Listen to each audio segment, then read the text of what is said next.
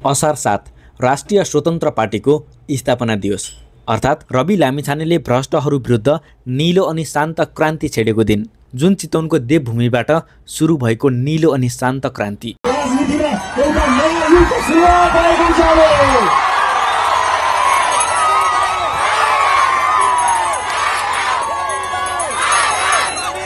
जुन आज भारतको बेङ्गलोरमा पनि गुन्जिएको छ।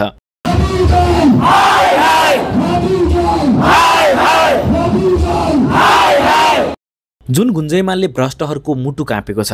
चितवनको त्यो नारायणी नदी किनारबाट उब्जिएको नीलो क्रान्तिको बिगुल अब बेङ्गलोरसम्म पुगेको छ।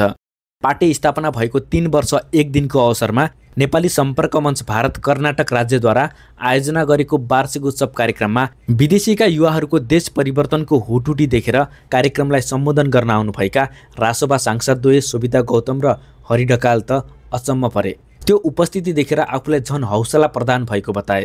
कर्नाटकको जस्तै उपस्थितिहरू दिल्लीमा, राजस्थानमा, हैदराबादमा लगायतका त्यहाँको राज्यहरूमा देखिन्छ। यसले हामीलाई थप जिम्मेवारी बनाएको छ र थप उत्साहित पनि बनाएको छ। कार्यक्रममा भारतमा काम गर्ने नेपालीले भोग्नु परेको पीडाहरू, नागरिकता आधार कार्ड विवाद, कर्नाटकमा नेपालीले बेवारिस्य जस्तै हुन परेको पीडा र कसैको मृत्युवरण हुँदा बेवारिस्य हुनु परेको पीडाहरूलाई संसदमा उठाउने र आफ्नो नेतृत्वको सरकार बने सम्बोधन गर्ने बाचा गरे।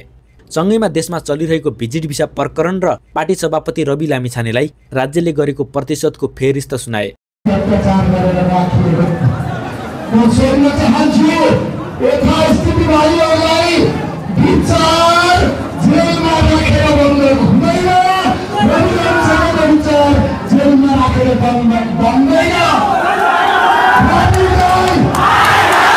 कार्यक्रममा उपस्थित भएका रासोपा समर्थक शुभेच्छकहरूको राज्यप्रति निकै आक्रोश अनि भ्रष्ट नेताहरूप्रति घृणा देखिन्थ्यो। कार्यक्रममा गृहमन्त्रीदेखि प्रधानमन्त्री र पूर्व प्रधानमन्त्री विरुद्धको नारा लाग्यो।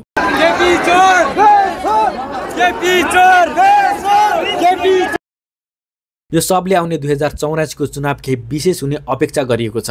जाँदा जाँदै सांसदय माननीय हरि ढकाल र सोभिता गौतमले भारतका पूर्व उपराष्ट्रपतिसँग भेटेर प्रवासी नेपालीहरूको समस्या सुनाए।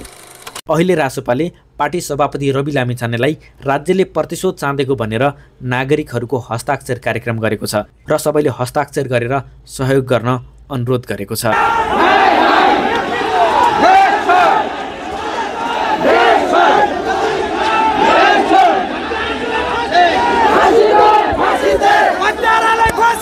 फाँसी दे